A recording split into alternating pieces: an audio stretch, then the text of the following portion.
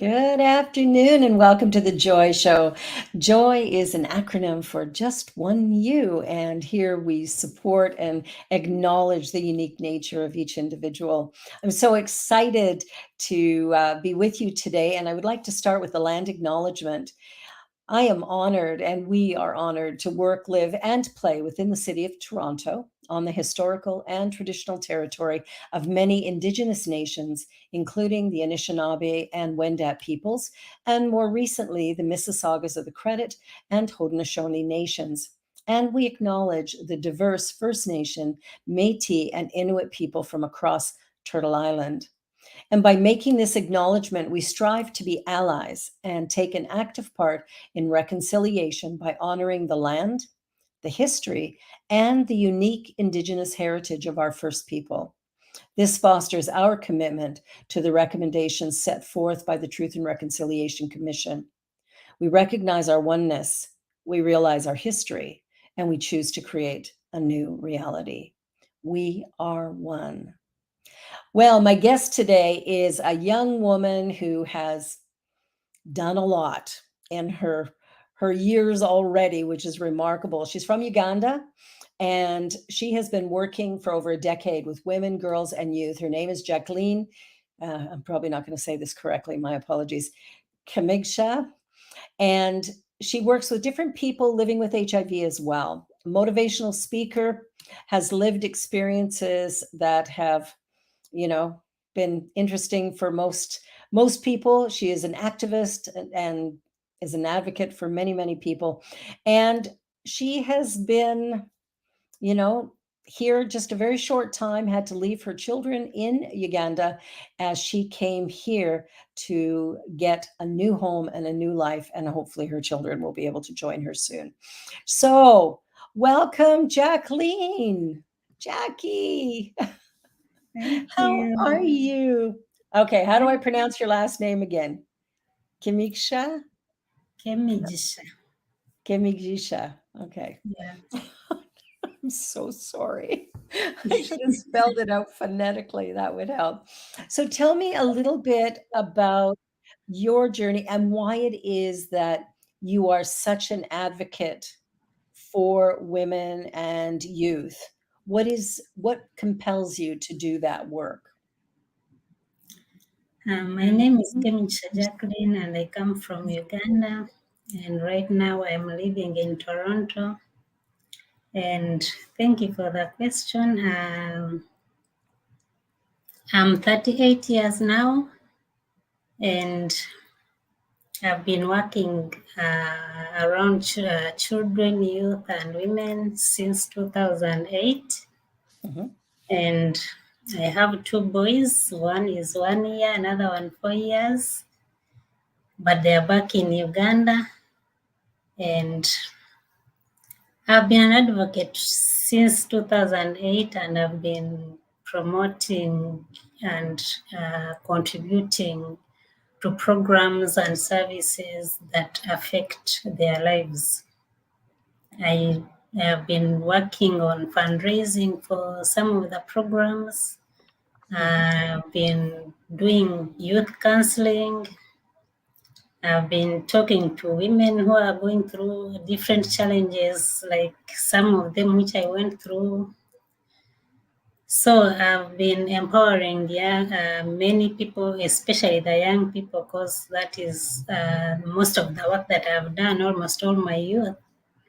And I've been to different countries trying to support the youth there because of what they have seen me doing in my country. So the people who have been inviting me to different countries have been basing on what I've been doing in Uganda.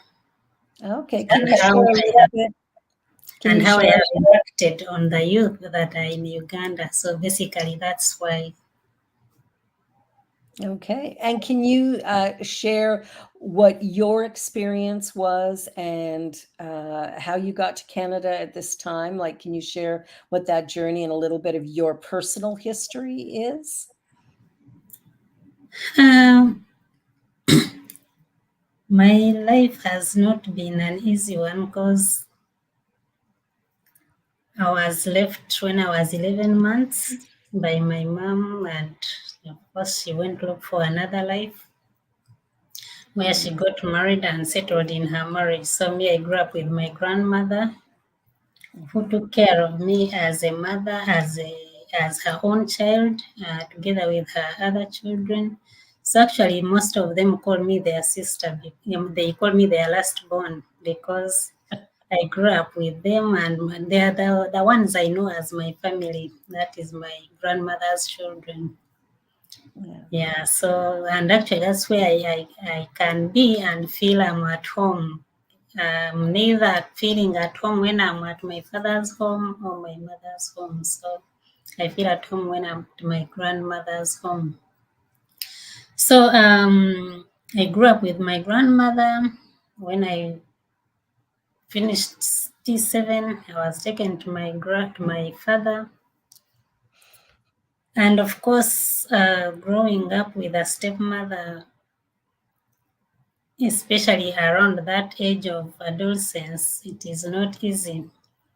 At Mhm. that age, normally young people want to be with someone who can direct them the right way, who can guide them, who can protect them, who can be there for them. Mhm. But that was actually the time I was almost left alone because I would fear my father. At the same time, I would not talk to my mother. I would not tell my stepmother about something personal because I used to fear her so much. So it brought up a feeling. I grew up with that feeling of loneliness, and I went through so many challenges, which would have been avoided if I was with my parents. Yeah. Yeah. So, and some of those challenges are the reasons as to why I'm here today, because I I went through some hard times, rapes, stigma, a Mhm. lot of rejection. But all that I went through didn't. I don't know why, but nothing put me down to feel like I can never go forward in life. Instead, Good. all I looked at was how do I make my life better so that I can be exemplary to the rest of the world and the rest of the children who are growing up like me. Yeah, I think that passion is the one that keeps me going, and it's one of the reasons that I'm here today. Because if I had given up, I don't think I would even have a thought of coming to any country. Yeah, Of course not. So, what brought you to Canada? Because you just arrived this summer, correct? Is that right? August. August. Yeah, that's what I thought. So, why now? Why did you come to Canada now? There are different challenges that I was going through, and some of them are personal, others are general, and having children when you and the father of the children is not there for you. Mhm. So sometimes I looked at the children and I was like, how will these children grow up, especially without school? Because mainly I was like, I didn't even have any money to take my baby in baby class. The money to begin my baby to go to school here at baby class, I didn't even have that money. Right. That is one of the reasons that forced me to look for a way out because I wanted my children to have a better life. I wanted my children to grow up like other children, to have all the basic needs. Mhm. So that was one of the reasons. Because being a single mother and taking care of two children, it is, and when you don't have a stable job that you really see is a job that can take care of you, it is really challenging. Yeah, it is for sure. Now, did you go to university? Yes. What did you After study? when I finished Form 6, life at home was extremely hard, and I was like, instead of dying, because there was a time when even eating food was a problem at home. So Yeah. I decided to leave home since now I felt I could handle. I was old enough to handle my own situation. I decided to leave home and went and to look for life, and that is where I actually happened to look for different small jobs that I was doing, and I took myself to the university. I Mhm. paid for myself a diploma. I finished it, and when I was going to begin my degree, that's when I got someone who saw that I was very passionate about education, very passionate about the youth, very passionate um, about women, Mhm. and that's when that person offered to pay for me. So he offered me a scholarship to study my degree.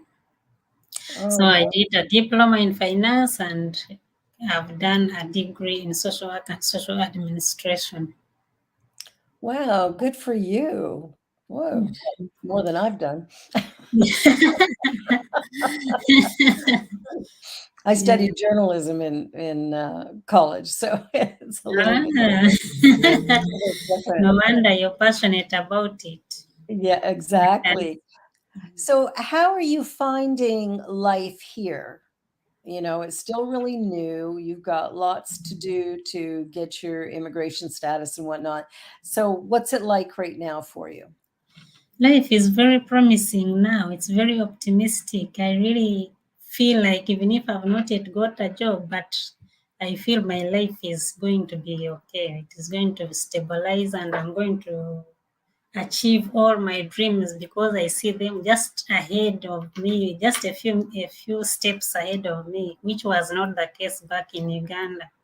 Because I had lost all the hope. I had applied everywhere. Jobs in Uganda are very scarce, and even when you get one, it does not sustain you.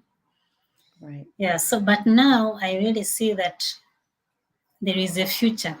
Before, I really saw that there is no future for me, no future for my children, but now I'm very, very optimistic to life.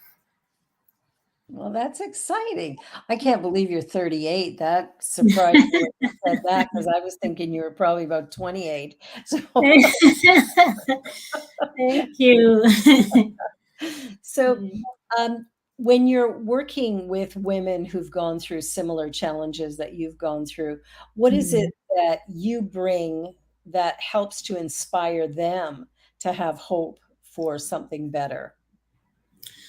I normally share my life experience, and I'm like, if I was able to do this, because us in Africa, most people think that a girl cannot pay their own school fees. There has to be a sugar daddy somewhere paying for her. There has to be someone supporting her. But I Yeah. stood up on my own, and I was like, no, I have to find a way. Anyway, I don't even know what kind of power was in me, because in most cases, when most young women face the challenges I was going through, all they think about is marriage.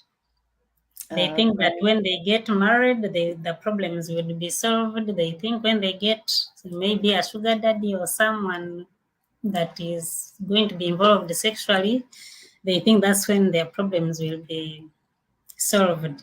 But that wasn't my case. I think also the Spirit of God was leading me, because at that age, I was also prone like any other young girl, because so many men would come around and they would tell me stuff, but my passion was education, and that's what saved me.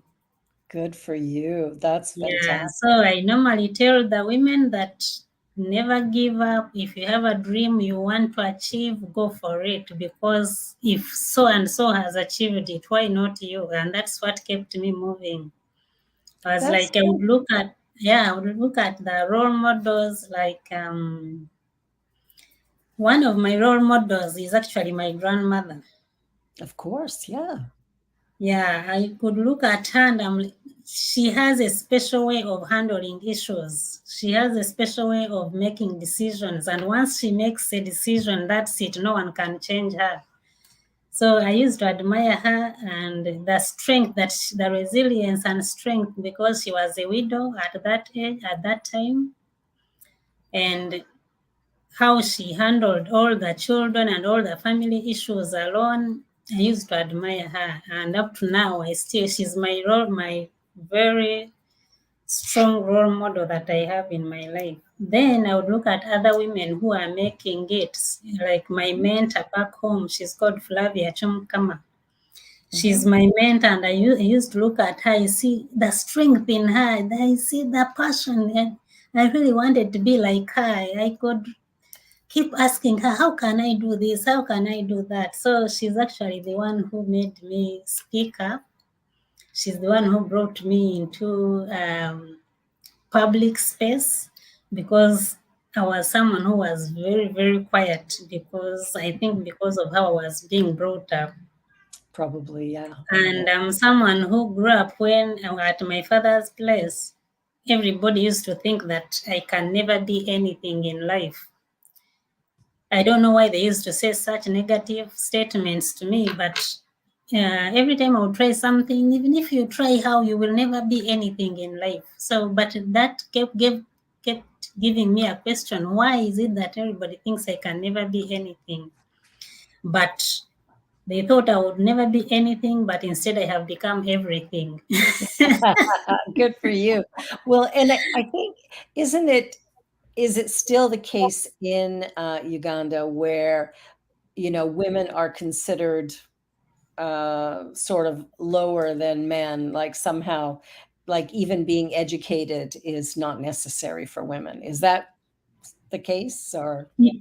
Yeah, to some homes, but to some others, people have become enlightened. But to some Yeah. homes, like where I was coming from, all my sisters and brothers have graduated through the Mhm. university. They are working with government, and but because I was a stepchild, that's why I was never welcomed and treated like any other child in the home.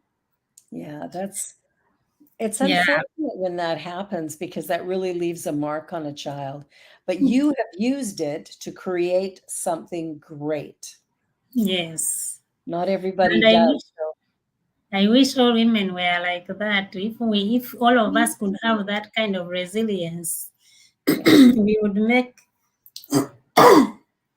sorry, we would make the world a better place. Because a home can never be a home unless it has a woman in it. I agree. I agree. It takes that Yeah, that there are homes. peace There are energy. homes that will be a home. Okay, people make homes. But when a woman is behind that home, it looks different from when it is a man or is someone who is single. Yeah. Yeah. God gave us a special way of treating things. So naturally, it is a natural force that we use that we don't know how we do it also. Well, it's true. So what about your spirituality? You've sort of alluded to it a little bit. Mhm. What is it about your relationship to God that has assisted you in being as strong as you are? I think he's the only reason why I'm still alive. And Okay. every decision I make, I normally have to first put him first, Go to because prayer. God has been there for me in all ways, and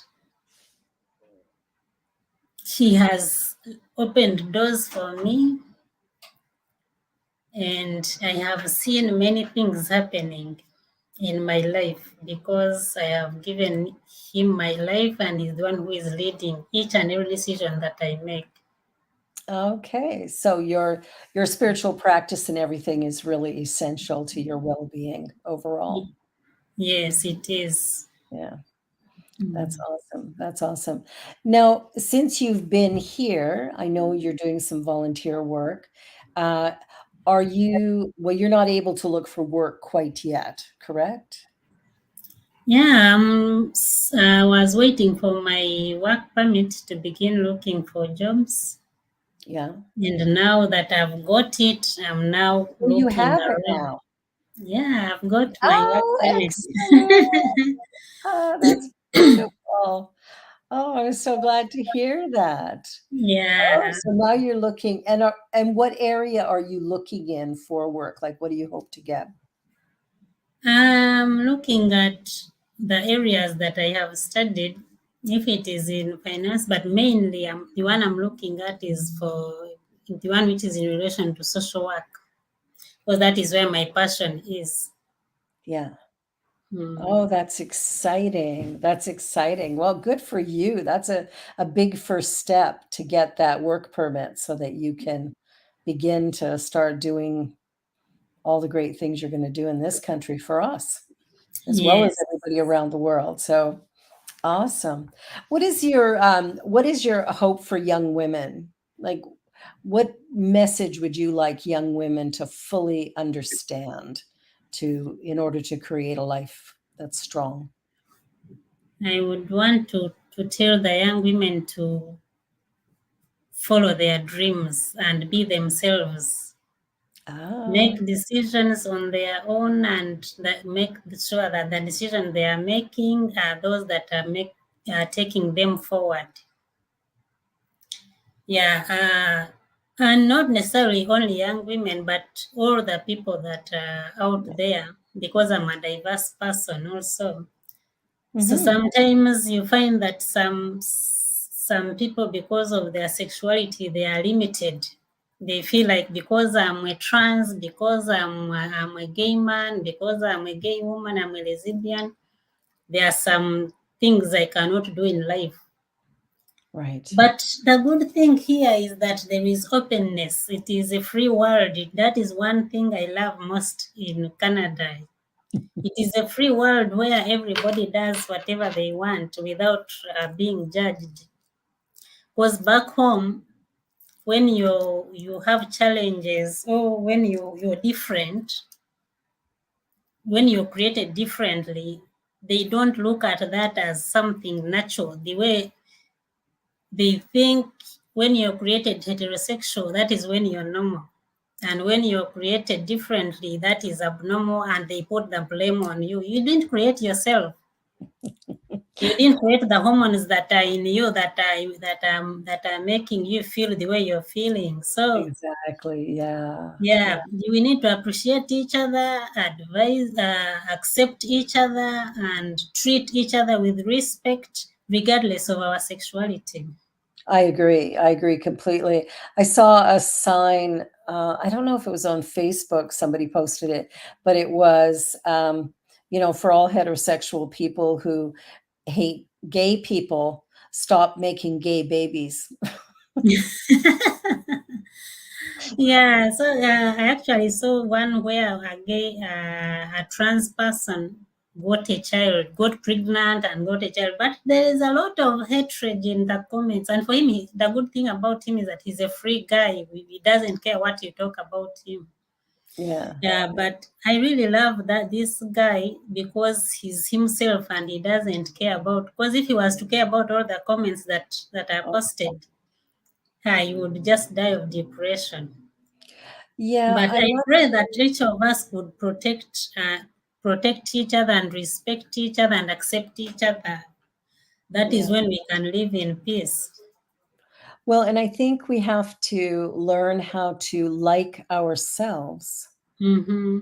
People who are hateful, um, it's not just other people they hate. There's something about themselves that they really Yes.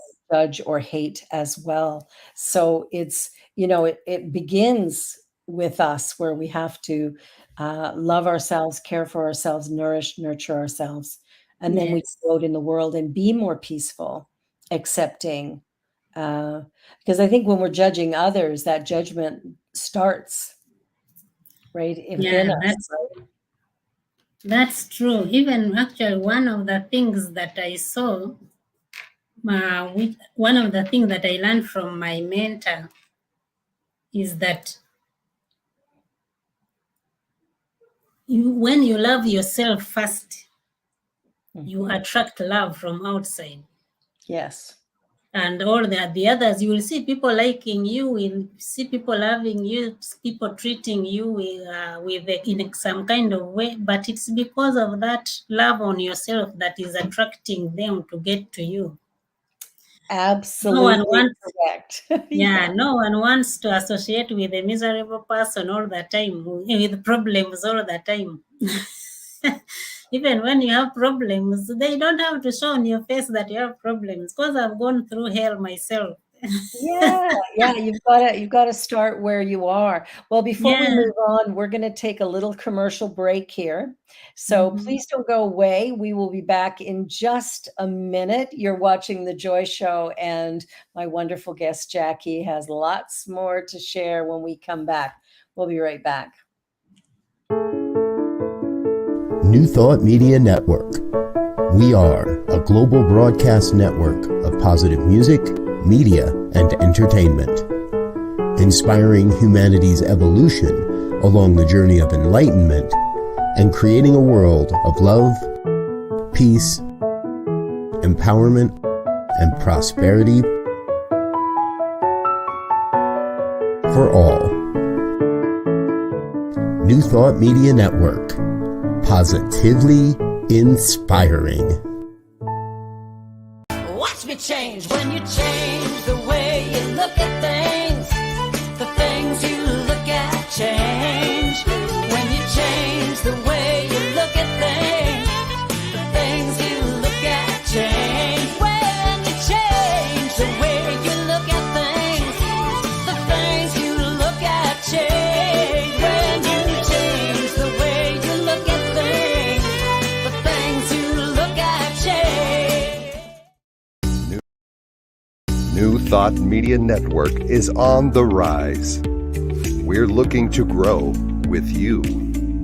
Do you have technical media experience or perhaps a desire to learn? Are you willing to volunteer your precious time and attention? We share this message to benefit all. If you possess a computer with a camera and a microphone, we will share our knowledge with you. Behind the scenes or being the star, let us bless our one. Contact us at info@ntmedia.org.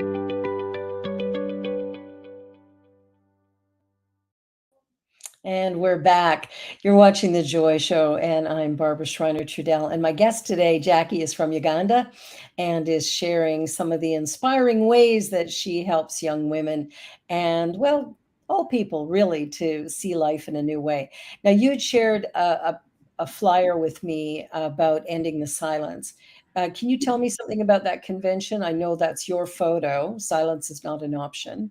Um, can you tell me a little bit about that particular project? No, this was about human trafficking. Yeah, there are so many people who are being trafficked, and at the end of the day, they kill them and remove their internal organs, and they are sold out there for millions of money. So a lot of them have been undergoing that. Others have gone through child sacrifice. One of the reasons why I'm scared about my children is the home where I left my children. A child has ever been stolen from that particular home. And when the police followed up, they found that the baby dead.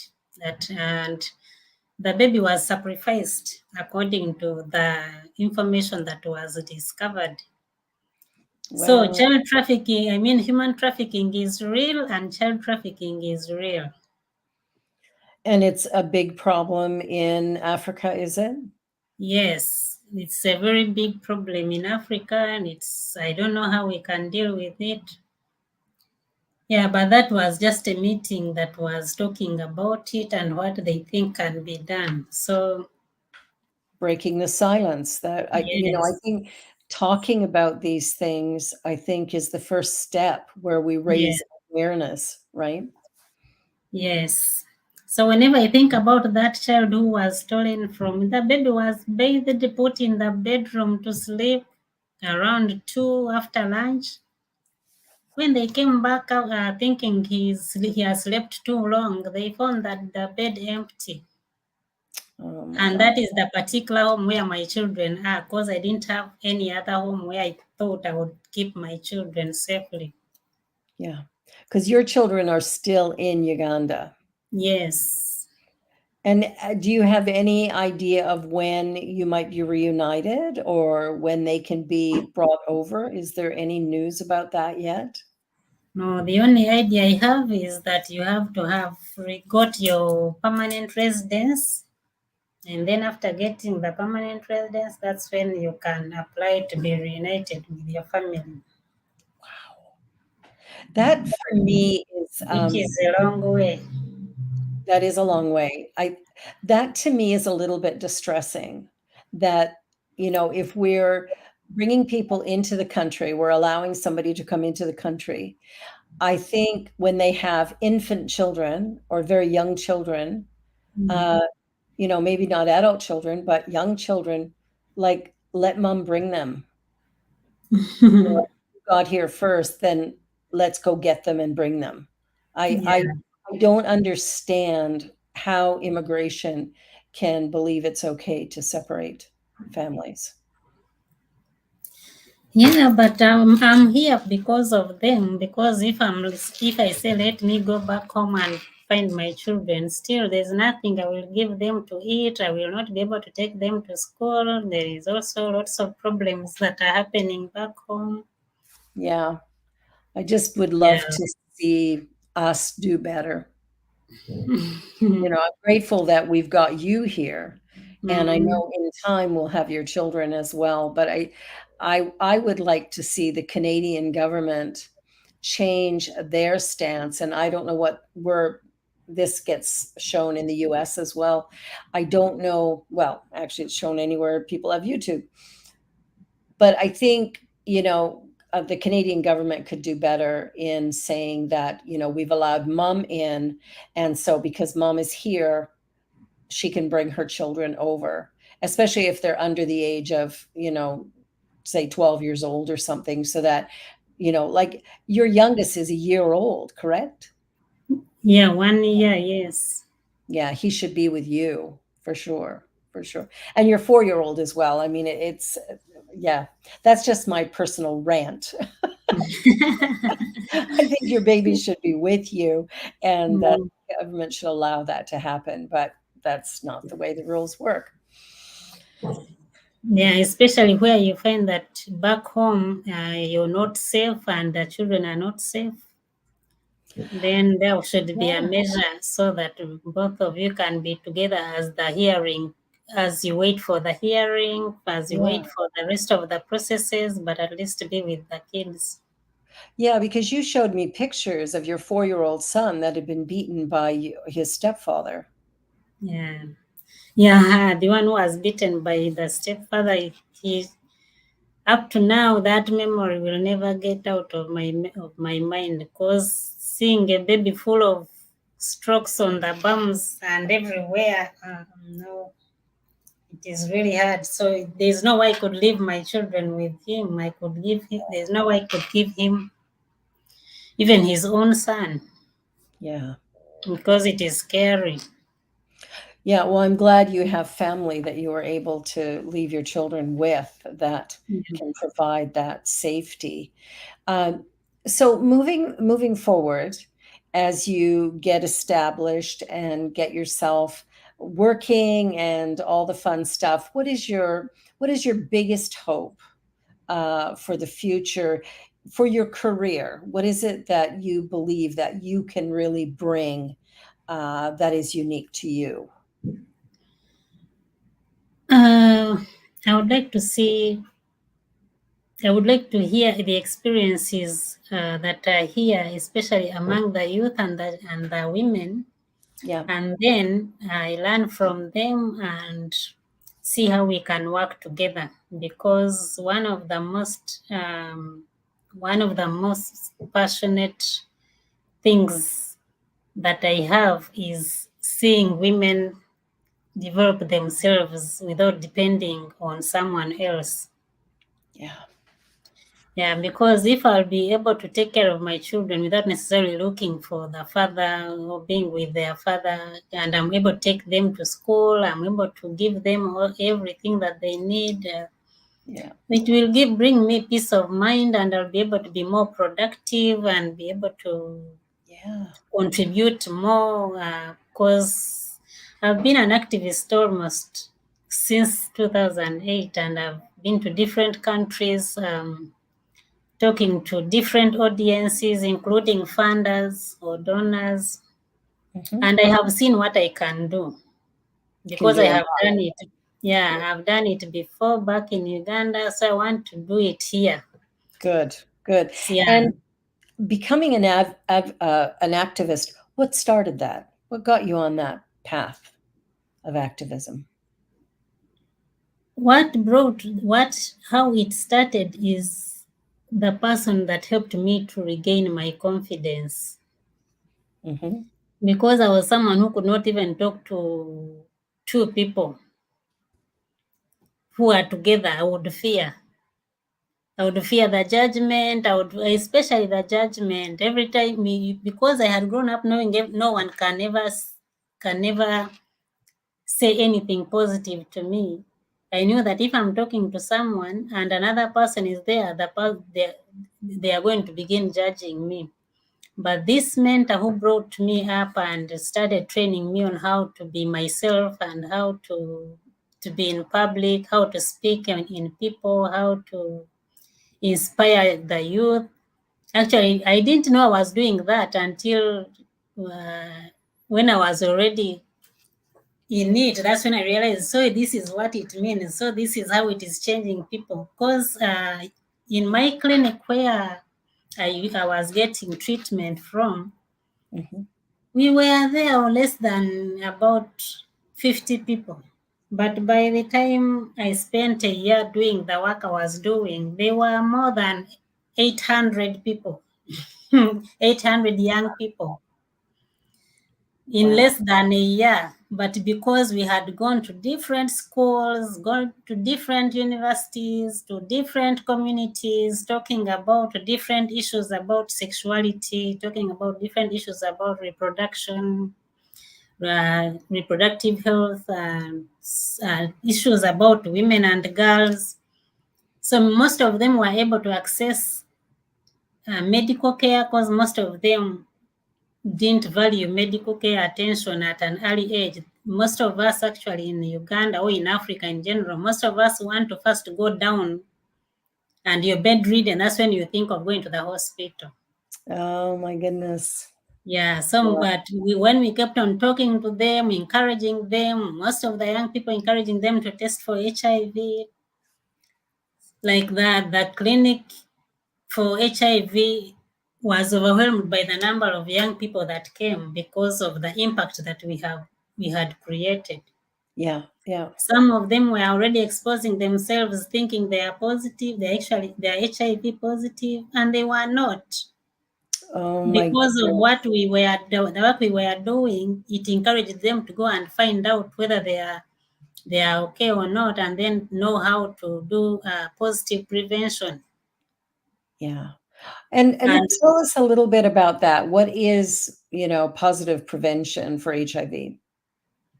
positive prevention is basically about how you can protect yourself to remain negative, and when you're positive, how to remain positive without infecting another person. Hmm. Yeah, and that is how we helped most of these young people who were exposing themselves thinking they are already spoiled, they can never prevent. Actually, that is the comment I often got, that there's nothing I can change now, Jackie. I'm already gone. They would call themselves they are already dead. I'm like, you're not dead because you're walking and you're studying, you're doing, because most of them were in schools. You're studying. So when you say you're dead, why are you in school? Dead people are in the grave. You are remarkable, my dear. You are remarkable. Yeah, That's so I great. kept talking to them, and some of them were, I actually saved two incidences instantly who were going to commit suicide because they thought they were positive. Mm, And when I talked to them and encouraged them to go for an HIV test, they found they were both negative. But wow. they were going to commit suicide that particular day. And I think it is the Spirit of God that led them to me. Because after the talk show, I was on a talk show on a radio talk show, and they had me and they were like, what is this woman talking about? And exactly what was going to make them kill themselves is what I was talking about. So Wow. as soon as I completed the show, they called me crying, Jackie, I was just about to take my life, and this is what is happening. Just run and save me. Oh, that's beautiful. It's interesting how Mm. that, the right person shows up at the right time Yes, when we're open to getting that message and yeah, having somebody there. That's beautiful. Because of course HIV now is something that's easily managed through yes, medications. And I believe I have it correct to say that if you're properly medicated and you're not the virus isn't active, you actually cannot give it to somebody even though you have it. Am I saying yes. that right? Yeah. Yeah, that has been proved because Um, that is why there is a research that was made, and it is about U equals U. U right. means undetectable, and another U means untransmittable. Meaning, once Okay. you are undetectable, you cannot transmit, and it Oh, is proved. But the problem is that that information has remained with a group of people, like the people who are working with people living with HIV are the ones with that information, the medical doctors and then the researchers themselves. So the information is not publicized. That is where the problem is. Because if it was publicized, the public would know that it's so, which means if let's say I get a sexual partner, or maybe I'm in a relationship with a person who is living with the virus, as right. long as the person has turned undetectable, that would mean that they Mm. would be able to understand that they cannot get the virus. So But undetectable because equals that, untransmittable.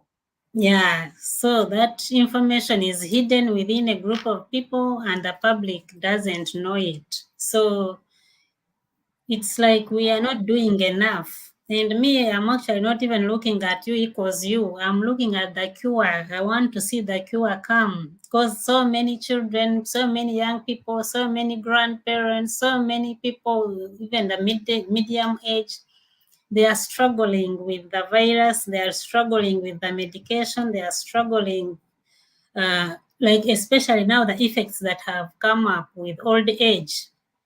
Yeah, You've been on treatment for over 30 years. The side effects, some of them are cancerous, some of them have got cancers, some of them have got kidney problems, liver problems because of long-term medication.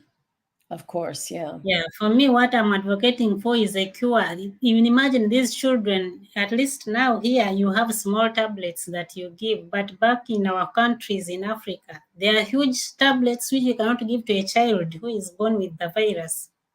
It Uh, is very, very hard to administer that medication, especially when it is so huge and so bitter. By the way, I took part in advocating for the bitter pill, which many people had started with, mhm. and it was very bitter and very huge. So I was one of the young people that was advocating to get a smaller pill and also which is not bitter. Yeah, yeah. Because when something So tastes now, really bad, yeah, that's hard yeah, for yeah. kids. Yeah. So now most young people are happy that now they can be able to take one pill. And of course, when it came, I was excited because that is also what I wanted to see young people um, be happy to take their medicines in order to live longer. Yeah. Well, and Yeah. I mean, there's lots of people who've been living over 30 years with HIV now. Like that's become more of the norm, whereas in the beginning it was a death sentence. So some of them were beginning to face challenges with adherence to treatment because of the size of the medication they were taking. Mm-hmm. Yeah, but over time, now things keep on advancing. But I have seen, when I arrived here, I have seen some of the medicine people take here is different from the one that our people in Uganda take, because the tablets are too huge. Even if now it is at least a one tablet, but it is still huge. Yeah. So I would So want, Ian has a question. From your experience, how does joy manifest for persons living with HIV? yes. How does joy manifest? As long as they know that there is life, and they know that there is this treatment that is taking them for as long as they live. Because now we don't have a limit. We are like any other person. Yeah. So any other person that is taking medicine, any other person that is not taking medicine, now you cannot tell me. I'm giving an example. Not necessarily that it might be, but I'm giving an example. You cannot look at me and you begin telling me that I'm going to die because of HIV. So that means the looks alone that the medicine has put on people give them joy. Yes. That it gives them hope, it gives them energy, it gives them optimism that there is a future ahead of them, rather than that time when they were not sure whether tomorrow they will be alive, Yeah. and people were judging them. If you're taking the medicine, it will bring those side effects, where everybody would see that you're really on medication. And that kind of thought alone can actually, one of the things that was discovered is that stigma alone kills more than the HIV does. Well, I think stigma of all sorts is so painful that it really can affect your will to live when you're treated differently for whatever reason. Yes. Yeah. So Wow. when you don't love yourself, when you begin worrying, worry is the worst killer among people living with HIV. If all the time you're worried, what is going to happen? What is going to happen to my children? What is going to happen to me? That alone will drain you. You will find yourself in the grave. But It's true. the joy that we have, which most of the people have got from the medication that they are taking, seeing people being optimistic, seeing most of these young people that have grown up with HIV study, graduate in different professions. Yeah. They are born with HIV. They have grown up knowing they have HIV, but they have studied because they have got that enthusiasm. They are so optimistic about their future. They have made positive decisions about their future. They are not looking at HIV as a problem. They are looking at it as an opportunity to do something that is positive to their lives. Well, really, when it comes down to it, you wouldn't stigmatize a person who had diabetes. Yeah, Some young person is born with diabetes. Yeah, they're going to be injecting themselves all their all lives. the time. But So who's recently, judging I that? asked one of the young people who was pursuing someone, and I asked him that, now, what if you find that person is positive? They said, I will take off it. So I was like, okay, what if that person, what has attracted you is how you've looked at that person, and you didn't know that that person is with the virus. Now, what if you reach and okay, let's say you pursued someone who is not positive, but then let's say 1 or 2 years, the person has got another disease that has disabled the person to be at home. Then he was like, I would rather stay with the crippled person, but not the one with HIV. So you can imagine the kind of stigma that we have. They don't believe that HIV positive people are productive. Actually, they are more productive than those who are not, because most of the positive ones, they have a focus. But those who are in their normal lives, they feel like life is there all the time, and there's nothing to fight for. Wow. That's really interesting because all life is so valuable and every person is created unique and special. Like we all bring something into the world that is essential, that only we can bring in the manner that we do it. And so when we shut anyone out, we actually limit our own experience of a full Exactly. life by doing that. Hmm. Wow. Good for you. I love you.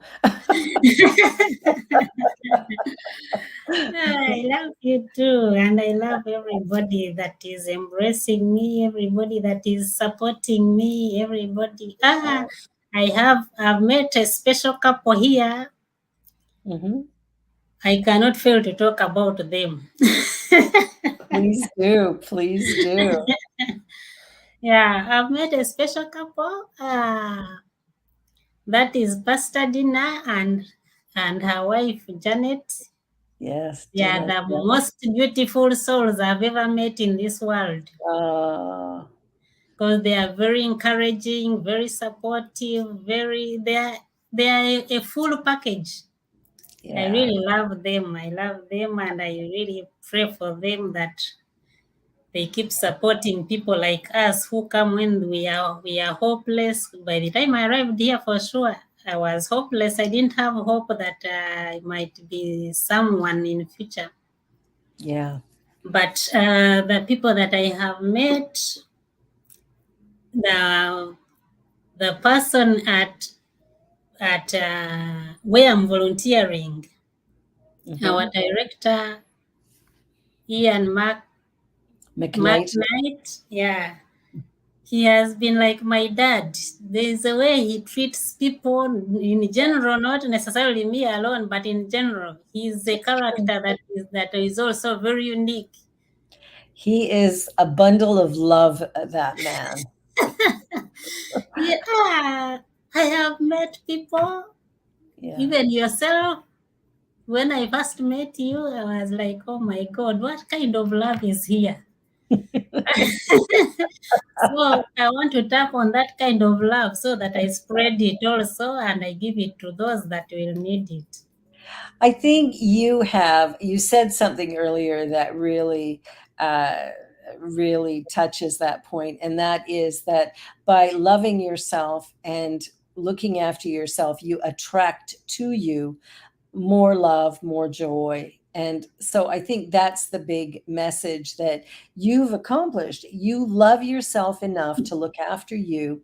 And as such, you've attracted Dina and Janet, you've attracted me, Ian, and many others who are supporting and loving you as well, because why not? You are lovable, right? You're Thank always smiling, you're you. always joyful. It's beautiful to see that. And it's very attracting, right? Like we Yeah. attract to us who we are. So no Yeah. surprise that you have found a beautiful home with Dina and Janet, and great support with PWA. And Yes. it's a nice thing to see. We live in a beautiful world when we support one another, right? Compassion, kindness, respect, those things go a long way. Yeah, that's true. Wow. Beautiful, beautiful, beautiful.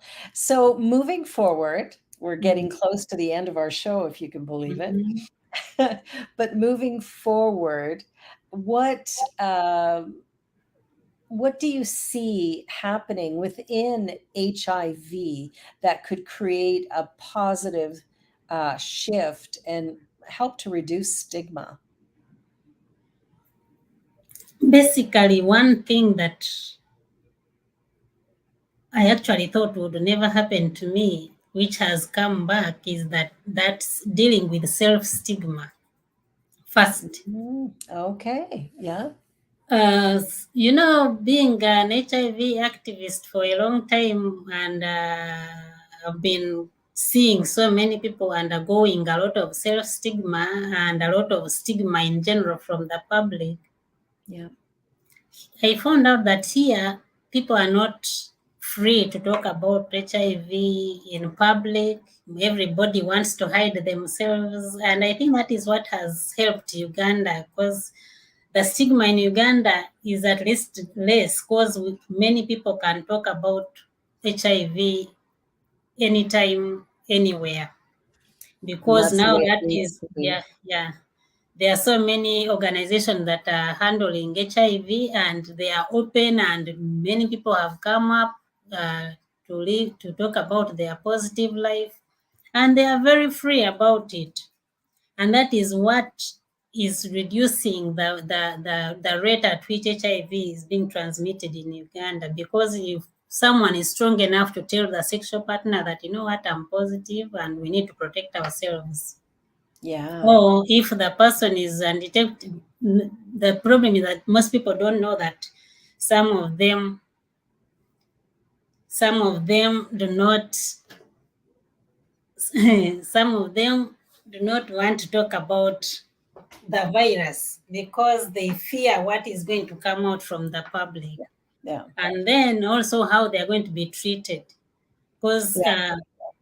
some people, when they talk about themselves that they are living with HIV, they are treated differently than when Yeah. they were not, when they didn't know their status. I think there's so much fear, which of course comes from misunderstanding. Like you said, nobody really understands the U equals U, which I think, is a big thing. Like we have to understand what's going on. Like we're not afraid of a lot of other things. Why are we afraid of this? And I think it stems back to in the beginning where people were dropping dead constantly, where Yeah. now it's changed everything. So we need to educate, and that happens through conversations. Do you think there's a bit of shame that people have? Like you mentioned, self stigma. Is it a shameful thing for some? Maybe that's why they don't want to share their status with a lover or a friend or.